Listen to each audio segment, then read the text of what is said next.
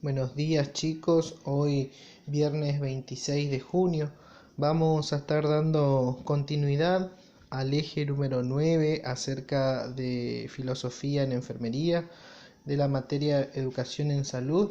Y bueno, por fin hemos llegado al último eje del desarrollo de nuestra materia, así que esta va a ser nuestra última microclase. Hemos iniciado allá por abril y transitado todo un camino que, bueno, hoy podemos decir que hemos culminado, ¿sí?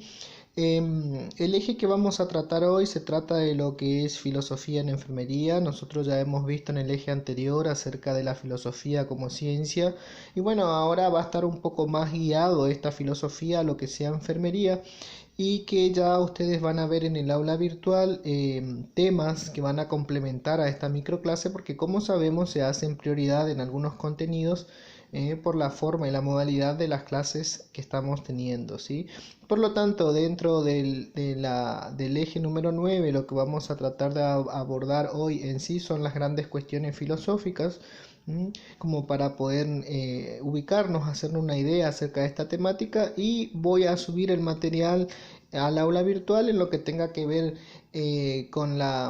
como con otras cuestiones que son, por ejemplo, los paradigmas y los filósofos, exponentes filósofos como Gastón Bachelard y lo que ha propuesto en estas barreras epistemológicas y todo aquello que tiene que ver con la experiencia, la razón, la explicación, el pragmatismo, que ustedes van a ir viendo en un artículo científico que se denomina El docente y los obstáculos pedagógicos y las 10 clases de obstáculos epistemológicos que describe Bachelard. Eh, Bien, vamos a empezar entonces viendo estas cuestiones que tienen que ver con las grandes cuestiones filosóficas, ¿sí? Los temas que tradicionalmente ocuparon o que le han hecho ruido a la filosofía, como ser el problema del fundamento del poder ser o de la existencia, ¿sí? Esos fueron temas que siempre le hicieron ruidos a la filosofía, de la manera de que han tratado de buscar una explicación acerca de la existencia del mundo, ¿sí? Que no es necesario en absoluto ni cuál es el sentido del ser ni el problema de la verdad, sino poder encontrar en lo que se conoce, en lo que la filosofía lo denomina como cognoscible, qué tipos de verdades podemos conocer y qué hacer con ellas o cómo hacerlas, ¿sí? Estas cuestiones son grandes cuestiones, como dice el título, porque como sabemos que la filosofía en sí siempre se ha jactado de grandes reflexiones, de reflexiones profundas acerca del ser. Por lo tanto, para poder dar explicación de esto se vale de muchas otras cuestiones que tienen que ver con la esencia, que tienen que ver con la corporalidad, que tienen que ver con la estética, con ciertas ramas, como hemos visto en la microclase anterior, de que la filosofía utiliza para poder dar una explicación a estas cuestiones filosóficas, ¿sí?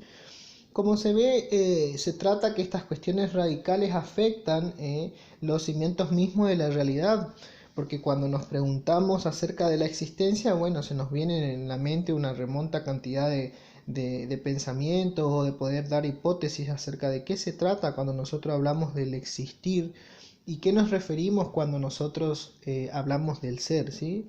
Estas cuestiones filosóficas afectaron siempre el sentido de la existencia, el por qué y el para qué existimos fundamentalmente, y cuál es nuestro origen y cuál es nuestro fin. Sabemos que hay muchas cuestiones que nos pueden ser explicadas bajo la luz de la ciencia, ¿sí? Sobre todo las que tienen que ver después del fin de esta vida, de este cese al materialismo que sería, podría decirse, a la muerte, cuando ya esa materia que conocíamos viviente empieza a desintegrarse para luego desaparecer. Y bueno, también viene aparejado con esto lo que nosotros hemos hablado en la antropología, ¿no? Antropología como ciencia que estudia al hombre también es una de las grandes ciencias que trata de explicar qué pasa con el hombre cuando muere, ¿sí? Y poder dar su visión de qué es la muerte, ¿sí? El filósofo se interesa por toda esta realidad, pero no en los pormenores, como ser la estructura del átomo, quién estuvo primero, si el huevo o la gallina, sino en los modos, en un modo del ser más general. No es una cuestión particular, sino en modos más generales, ¿sí? el filósofo siempre se pregunta, en cambio, por un componente que no se ve, y que sin embargo debe existir porque sustenta a todos los accidentes. Por ejemplo, la sustancia, cuando se habla a esa sustancia que no se ve tal cual es, sino que se ven en sus accidentes, por ejemplo, el sabor, el color, el peso, ¿sí? En realidad no estamos hablando de lo mismo, porque el físico y el metafísico son dos cosas diferentes, ¿sí? Tanto cuando nosotros pensamos al físico es el quien se detiene en lo particular, en las cosas, en los fenómenos de las cosas, ¿sí? Es decir, en esas apariencias, en las causas, en los cambios de esas apariencias. En cambio, el físico es el perceptible, lo que se puede describir, lo que se puede decir de. Por ejemplo, si nosotros nos imaginamos el tabaco que se convierte en ceniza, si hacemos esa analogía o lo pensamos como un ejemplo, que el tabaco, cuando uno enciende un cigarrillo, es el tabaco que se convierte en ceniza, ¿sí? No es un mero cambio accidental lo que se da en ese proceso, sino que es un cambio de una sustancia por otra, y ese cambio es un cambio sustancial. A esa magnitud piensa la filosofía cuando trata de dar respuesta a las cuestiones filosóficas, y por eso es que la filosofía se vuelve a veces para muchos apasionantes y para otros un poco engorrosa, un poco complicada de poder entenderla, ¿sí? Los argumentos filosóficos. Cuando nosotros nos referimos al argumento filosófico, es el mismo filósofo quien observa la realidad inmediata. O sea, es el punto de partida. En el punto de partida no es alguna especie, no es una impresión mera y subjetiva del filósofo, sino que justamente hace una observación directa a esa realidad inmediata, ¿sí? El filósofo también se pregunta acerca de las cuestiones que suceden en este mundo, observa y inmediatamente como observa propone, y como propone también tira hipótesis, imagina hipótesis, y por lo tanto bajo la luz de la verdad y la razón llega a conclusiones congruentes. Nosotros hemos visto que la filosofía persigue un método filosófico particular, un método científico particular que ustedes lo han dado, y que justamente tiene pasos que hace que le dé a la filosofía carácter de cientificidad todas aquellas propuestas que se hacen, ¿sí? El fundamento también es otro apartado que se trata dentro de las cuestiones filosóficas, porque el primer tema que aparece en el inicio del filosofar, una vez que se han asombrado ante esa realidad, cuando los filósofos hablaban del asombro que producía la bóveda celeste, cuando se referían al cielo, las estrellas, los astros, y esa capacidad que tuvo el hombre de asombrarse, porque cuando él se asombra y se maravilla es cuando puede pensar acerca de eso que observa, y ese es el verdadero mundo que está ahí en la observancia a tiempo real, que le corresponde con toda verdad.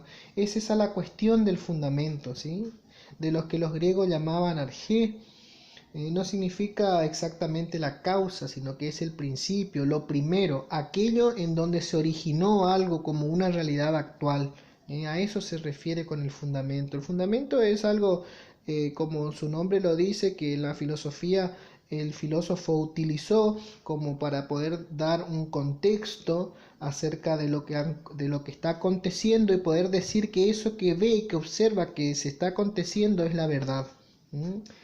El otro punto fundamental también es la esencia, y luego de esta cuestión del fundamento siempre viene aparente la esencia. La esencia de poder decir eso, lo más íntimo, lo más profundo, de cómo está encontrado, cómo es concebido ese fundamento, ¿sí? Entonces, así como la esencia también buscaba, el filósofo decía, es el fenómeno en la cual ahora yo puedo observar a tiempo real y en donde están ocurriendo las cosas. Bueno, esas cosas que están ocurriendo tienen una esencia. La multiplicidad de las relaciones también es una de las partes, y sobre todo esta de la multiplicidad de las relaciones aparece como carácter único aquello que tenga que ver con lo religioso, ¿sí? Como una cuestión que no se puede refutar, y sobre todo cuando hablamos de dogma, como suele ser las Santas Escrituras, en donde tenemos un punto tope en donde el hombre no puede cuestionar por el hecho de que, como es dogma, todo lo que se hace es ante la propuesta de un ser divino, como por ejemplo Dios, y por lo tanto si Dios lo dice, está bien, y si Dios lo creó, lo hizo a su voluntad, y Él todo lo puede. Entonces se cierra eso de poder cuestionar cuando viene de algo dogmático, en poder decir, en poder encontrar quizás otras respuestas que no sean a la respuesta divina, ¿sí? Entonces debemos tener presente que dentro del filosofar y dentro de estas cuestiones que aparecen con estas grandes cuestiones filosóficas, la religión también termina siendo un punto de inflexión en el cual la filosofía puede avanzar, pero cae al fin y al cabo en una doctrina, porque ciertas cuestiones que no puede preguntarse porque justamente es de orden divina, ¿sí? Para poner en marcha este pensar, el filósofo va averiguando, va observando, piensa y contempla. Sabemos que los grandes filósofos fueron personas muy observadoras, fueron personas que pudieron proponer teorías complejas, ¿eh? Y que la observación de la realidad siempre fue importante para ellos, ¿sí? Como para poder empezar a decir, bueno, desde acá parto bajo mi teoría y mis propuestas. Sabemos que los filósofos siempre muchos de ellos, muchos grandes filósofos, han partido de teorías de otros colegas filósofos, a las cuales proponían algo de los cuales ellos se apropiaban, pero a su vez lo hacían más propio porque agregaban un supuesto, agregaban una teoría, agregaban una propuesta a la que ya existía, ¿sí? Así Aristóteles, Platón, han entre ellos compartido ciertas leyes, por así decirlo, de conocimientos, pero a su vez cada uno de ellos tenían algo que era particular de cada uno, ¿sí? ¿Qué es lo que en realidad hicieron que sean a esta época tan famosos? Todas sus propuestas hayan sido tan relevantes que las estemos usando en la actualidad, ¿sí? Como una gran capacidad de poder llevar la reflexión a un punto máximo, ¿sí? También podría decirse que en este proceso de poner a pensar, de poner en marcha el pensamiento, se puede tomar decisiones aunando o reuniendo pareceres, relacionando, buscando similitudes. Y en esto consiste la capacidad de síntesis que se tiene cuando uno razona, la práctica. Ese es el mejor ejemplo que se puede dar, porque justamente la razón, como nosotros hablamos, esta razón no está sola, y la razón siempre persigue al principio de verdad, y que para la filosofía es importante porque justamente siempre explica a sus supuestos bajo un argumento de verdad, bajo una razón de ser. Entonces vemos que poner en marcha el pensar para los filósofos es un proceso importante que se da dentro de estas cuestiones filosóficas, porque es como el momento de encender el motor, como para poder empezar a pensar, ¿sí? La radicalidad también es otro apartado que, como su dicho lo dice, es una característica del pensamiento filosófico. Ustedes ya habrán repasado cuando hicieron el cuadro de los conocimientos que la radicalidad era una de las grandes características que siempre tuvo el pensamiento filosófico, y que por cierto a veces está bastante olvidada, ¿sí? Lo que distingue a la filosofía de otras disciplinas intelectuales no es que tenga un objeto propio, y que que ellos sean de la filosofía y sean ajenos también, sino que es la manera en considerar esos objetos propios que tiene, ¿sí? Julián Marián ya decía que esto de lo decisivo es el punto de vista y es la perspectiva tanto que tiene el método y quien lo lee. Entonces estos filósofos se interesan siempre por la realidad que se entiende de ella a partir de esa realidad. Es importante conocer estos puntos porque, como sabemos, la filosofía ha llevado siempre al hombre a repensar.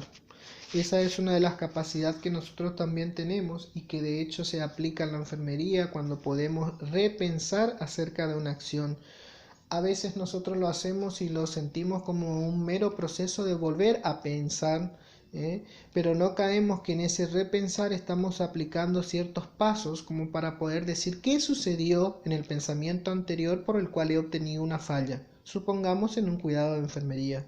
Para nosotros es un proceso innato de la mente que lo damos así como un simple pensamiento, pero para la filosofía que lo estudia, que lo procesa, que lo ve como una realidad y que lo piensa, lo ve como un punto de retroceso en el cual el sujeto vuelve a repensar para poder ver esa realidad de cómo pasó, qué sucedió, qué se aconteció, que los resultados no fueron buenos. Entonces, como seres pensantes que somos, reflexivos, por así decirlo, bien rigorosos en el pensamiento reflexivo, podemos encontrar la falla y revertirlos. Y en la próxima propuesta que hacemos de pensamiento, en ese pensamiento inflexivo, lo que volvemos a hacer es decir, esto no hago más para obtener otros resultados. Y así se va dando el proceso de pensamiento de un grado de menor complejidad a otro de mayor complejidad y poder ir evaluando a medida que lo vamos aplicando, ¿sí? La filosofía también no se aleja de las cuestiones que tienen que ver con vida y muerte dentro de estas cuestiones filosóficas. Si bien nosotros tuvimos un apartado acerca de lo que es la muerte dentro de la antropología, la filosofía no deja de girar en torno a estas eternas y excitantes cuestiones que tienen que ver con la vida y la muerte, ¿sí? Y los dice de esa forma la filosofía eterna y excitante porque justamente es lo que tenemos desde que conocemos el origen del hombre y que sabemos que todo ser que nace consecutivamente y en algún momento muere, ¿no? Y poder repensarlo y poder postularlos en teorías en que expliquen cuál es el verdadero fin del hombre si es que nos ponemos a pensar en lo que a la filosofía le interesaba, en poder decir ese ser a qué viene a este mundo. Entonces estas también son cuestiones que a la filosofía la tiene ahí en entorno de observación, como un objeto de observación que tienen que ver con las cuestiones de vida o muerte, ¿sí? Del modo de poder responder a ellas depende del color dominante, por así decirlo, del gozo, de la angustia, la esperanza, la desesperación, el hastío y todas estas formas de sentir, porque nosotros dijimos que la filosofía iba un poco más allá de ese pensamiento también y estaba aplicado a los sentimientos y a las cuestiones que tengan que ver con lo tangible, con lo sentimental, con lo emocional. Entonces hay grandes contrastes que se presentan en estas diferentes formas de sentir, en estos sentimientos que los filósofos han hecho o han suscitado a lo largo de toda la historia en estas cuestiones, ¿sí? Se trata de cuestiones que tocan no solamente el modo de vivir que han tenido las personas, sino que radicalmente van aún más a la forma de vida que han tenido estas personas, ¿sí? Entonces nosotros vemos que por ahí filosóficamente hablando, filosofía explica desde su óptica y bajo su punto de vista cuestiones que otras ciencias no pueden dar, o pone a su vez en tela de juicio lo que una ciencia como la antropología dice. Bueno, la filosofía le pone a la luz esa propuesta y encuentra otras cuestiones que son quizás más ricas o más complejas o quizás que no tengan una respuesta en la actualidad. Otra cuestión vital tiene que ver con el camino hacia la sabiduría que implica esto de la filosofía, ¿sí? El rigor que nosotros sentimos cuando hablamos de filosofía, en ese rigor de pensamiento abstracto, complejo, reducido, difícil de comprender a veces, o que está en sí en forma implícita o explícita. Aunque no sepamos dar con una definición exacta acerca de qué es de cuál es el objeto, ¿sí? Cuando tenemos un pensamiento abstracto y no podemos imaginarlo como un objeto concreto, digo, ¿no? Por ejemplo, si yo puedo imaginarme ahora en este momento algo concreto, si es que yo le digo a ustedes mesa, ustedes se imaginan que es una mesa, porque tienen una ideación, han partido desde sus sentidos, aquel que ha visto, ¿no? Aquel que ha visto partió de sus sentidos, conoció, pudo tocar, se interiorizó, sintió, construyó en su mente una imagen bajo sus sentimientos de lo que es, y de sus sentimientos en cuanto a los sentidos, ¿no? De lo que es la mesa. Por lo tanto, en una segunda oportunidad, cuando alguien le diga mesa, él automáticamente, ese sujeto va a pensar en eso que construyó, ¿sí? Piénsenlo, que si es una persona ciega de nacimiento y nosotros les decimos mesa, nunca vio la mesa, pero si tuvo la oportunidad de entrar en contacto con ella, poder tocarla, idearse de qué tan grande es, de qué forma tiene, de que tiene 4 patas, de que es lisa, de que es áspera, de que es pesada, se hace una ideación de qué es. Por lo tanto, a través de la construcción del lenguaje, cuando a un no vidente le decimos un objeto, tiene una ideación de qué es, por más que no conozca. Entonces vemos ahí las distintas dimensiones acerca de lo que nosotros podemos imaginarnos cuando conocemos al objeto, y acerca de lo que podemos pensar cuando nuestro objeto no es tangible. Es cognoscible pero no tangible, es intangible. Es cognoscible pero intangible. Lo conozco pero no lo puedo tocar. Conozco pero puedo tocar. Es eso lo que estoy diciendo, ¿sí? Otra cuestión aparte tiene que ver con la armonía entre razón y fe, y esto es algo importante también, porque una de las maneras de acceder a la verdad sobre estos grandes temas es la fe teologal, ¿sí? Pero la razón humana tiene también la capacidad para conocer el orden natural, creado y alcanzado, incluso de un conocimiento racional y verdadero, como es un conocimiento de Dios como primer principio, ¿no? Y el último fin también. O sea, poder articular esto que tenga que ver con lo que yo razono y con lo que yo creo, porque fe es creer, es también una de las cuestiones que ha llevado siempre a la filosofía a tenerlo presente, ¿sí? Porque justamente cae también en esto de razón y fe el dogma. La armonía entre la razón y fe también es otra de las cuestiones a la cual la filosofía no se desprende, porque justamente también es el dogma quien juega un papel importante entre el medio de una y la otra, ¿sí? Podemos incluso afirmar que, en realidad la filosofía lo afirma como que hay muchas cosas sobre Dios que podemos conocerlas sin la necesidad divina de la revelación. O sea que si partimos bajo este principio de que hay muchas cosas sobre Dios que nosotros podemos conocerlas sin la necesidad de la divina revelación, es poder imaginarnos que bajo los principios de bien y no la producción del mal, nosotros estamos viendo un precepto de Dios. Vean la dimensión con la cual se trabaja la abstracción. Eso es lo que quiero que ustedes noten, la dimensión con la cual se trabaja la abstracción, en la cual vemos, si bien no conocemos a Dios, pero sabemos que Dios es bueno, por lo tanto sus preceptos son buenos y la acción es buena. Eso es lo que estoy diciendo. Entonces la filosofía media entre esos aspectos, o entre esas cualidades que nosotros podemos hablar de un objeto o de un objeto no tangible, y poder imaginarnos que si sus preceptos son buenos, sus acciones tienden al bien. Otra parte importante es no solamente la que tenga que ver con esto de poder ver la relación de fe y la armonía entre fe y razón y el dogma que media entre ellos, sino la filosofía como un instrumento de comunicación. La filosofía como un saber racional que constituye un instrumento inestimable para poder comunicarnos verdades de un modo rigurosamente racional.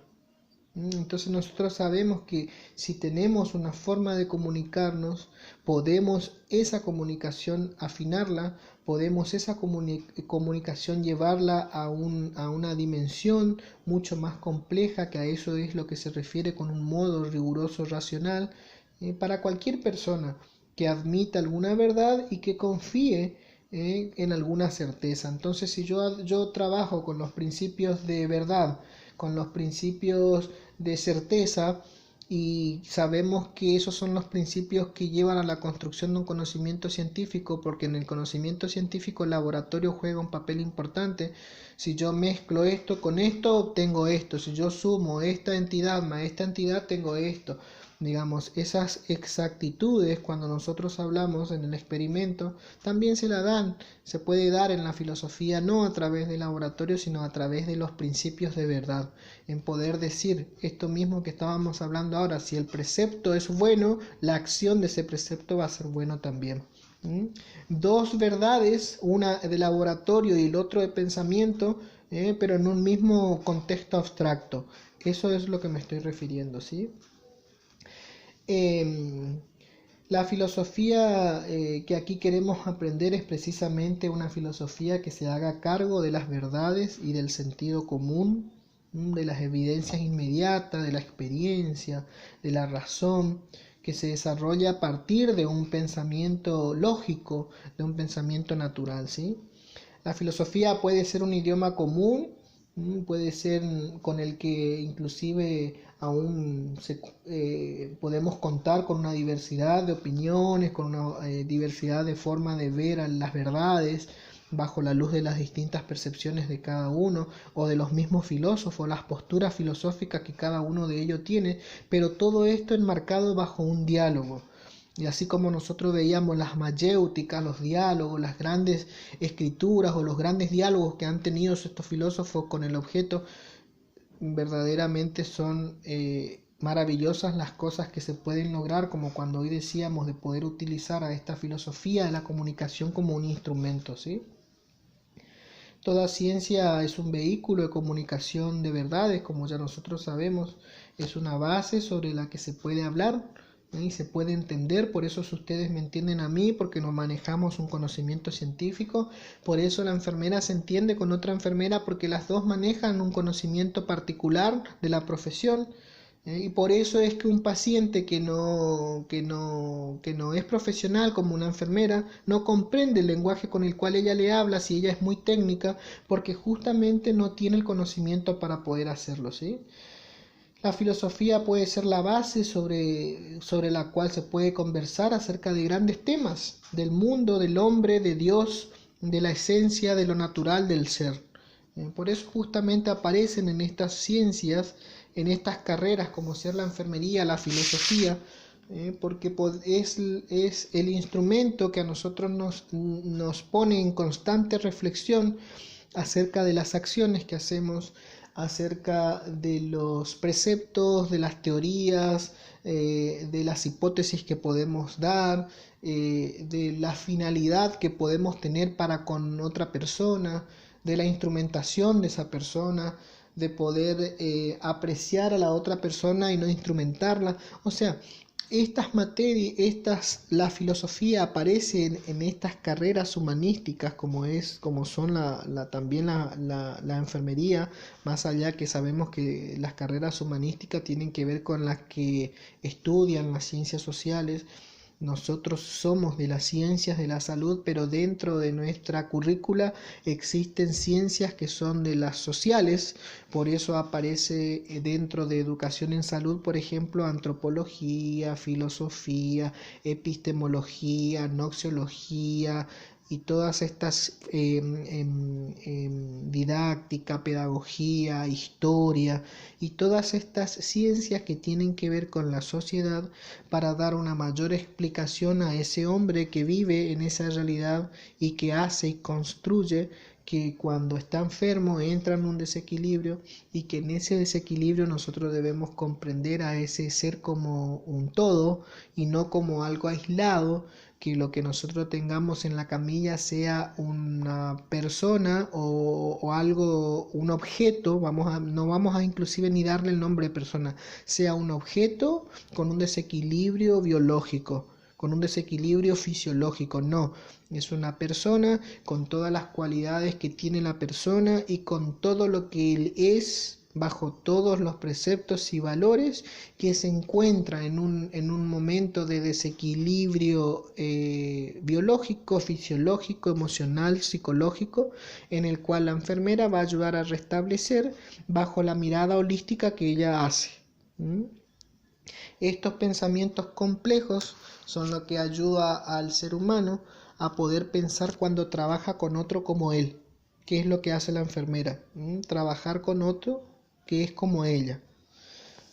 Bueno, les voy a subir material para que lean en el aula virtual. El próximo viernes vamos a estar haciendo, el viernes 3 de julio, vamos a estar haciendo el integrador 2 de nuestra materia, chicos. Vayan leyendo, lean los materiales que son obligatorios.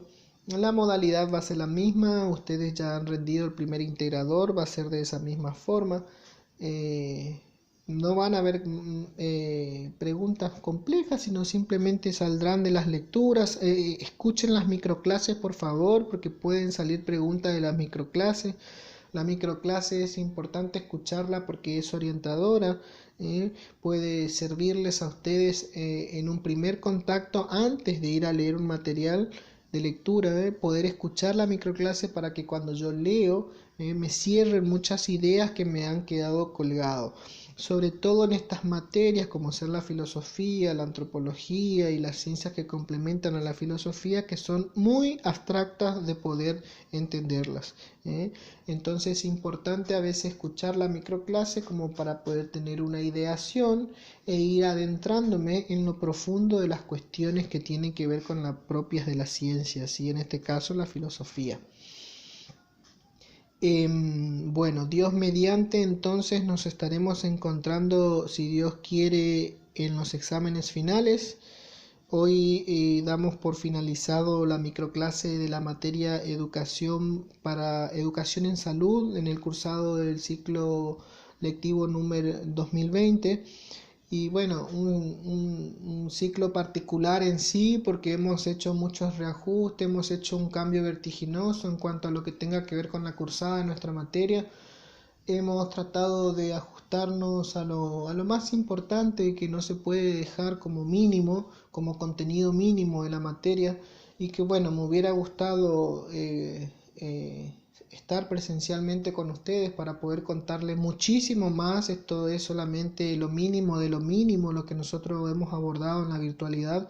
En la presencialidad se puede abordar mucho más, y creo que ustedes lo van a poder construir a solas, leyendo los materiales que están en el aula. ¿Sí? Para el examen final ustedes saben que van a entrar todos los temas, no solamente las microclases, sino todos los temas que estén de lectura obligatoria.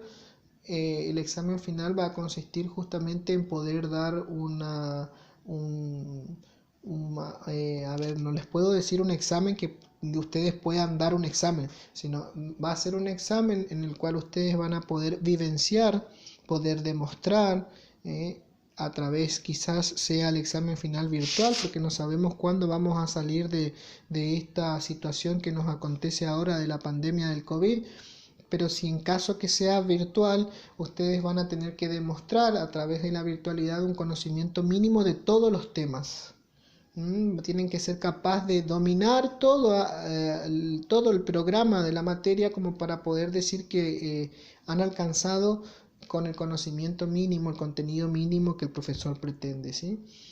Si es que ya volvemos pronto, y ojalá que así sea, Los exámenes van a ser por tribunal, así que vamos a tener la oportunidad de poder vernos y poder dialogar, poder entablar esta mayéutica comunicacional, aplicando todos estos conocimientos filoantropológicos, sociológicos de la salud, y poder llevar a cabo un examen comunicativo directo, ¿sí? Los exámenes finales conmigo suelen ser generalmente cuando estábamos en la presencialidad orales, y me gusta mucho el examen oral porque podemos así ver la categoría profundidad con la que el estudiante ha podido leer o apropiarse la materia. Pero siempre hay interacción también en mi tribunal, porque a veces solemos llevar sobres de colores con algunas preguntitas. Por ahí puede aparecer el bolillero, por ahí puede entrar a rendir de a 3, de 2. Y bueno, voy aplicando distintas técnicas como para poder hacer un examen final mucho más divertido. Hasta pronto, y recuerden que el foro del aula seguirá activo hasta el día 10 de julio, que es el día en que cierra por completo la materia, ¿sí? Tengan un buen fin de semana y nos encontramos en la virtualidad del lunes, Dios mediante. Hasta pronto.